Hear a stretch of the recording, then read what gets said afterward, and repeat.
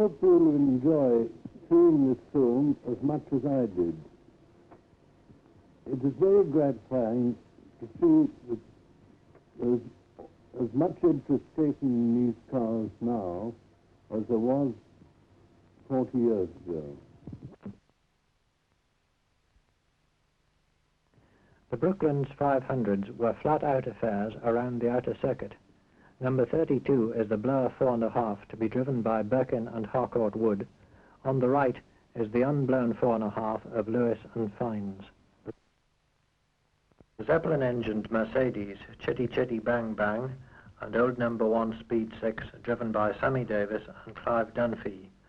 The 4.5 of Barclay and Clement, the eventual winner at 107.32.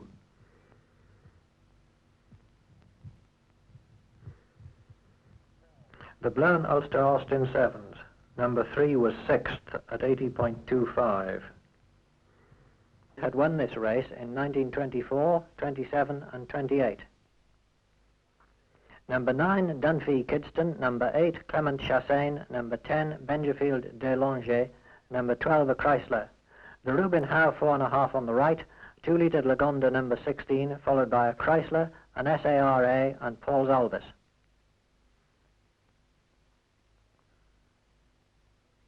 A Stutz, following Clement, is passed by Kidston's 4.5. 2 of the Bentleys and a Chrysler. Easton's white Stutz Bearcat, a blown 5.2-litre straight 8 car.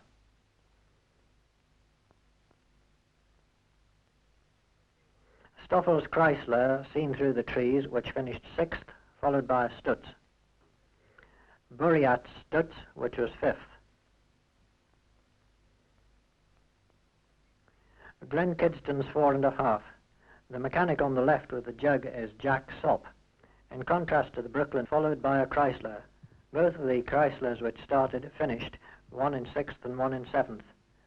Birkin slowed down on the last lap so that the Bentleys could finish in line astern, taking the first 4 places and the first 2 in the Biennial Cup.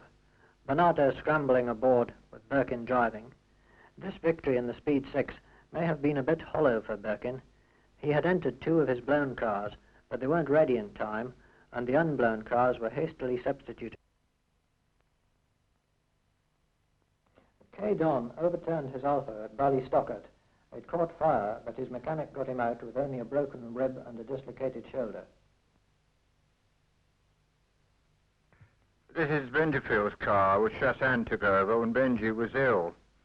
Nobby Clark identified Chassagne because he reckoned that Benji couldn't have put a spanner anywhere near enough. It's difficult to avoid spillage of petrol here, and to prevent any possibility of fire, the pit staff sprayed the exhaust pipe with fire extinguishers, which caused some consternation among the local farmers' union. Incidentally, produced appreciable amounts of phosgene gas. Checking the radiator.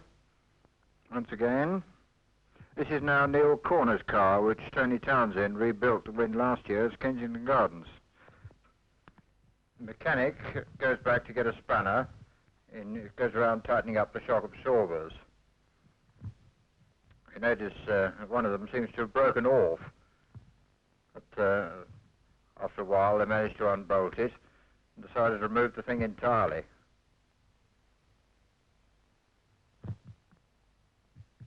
Benjafield must have been feeling much better now as he takes over. Malcolm Campbell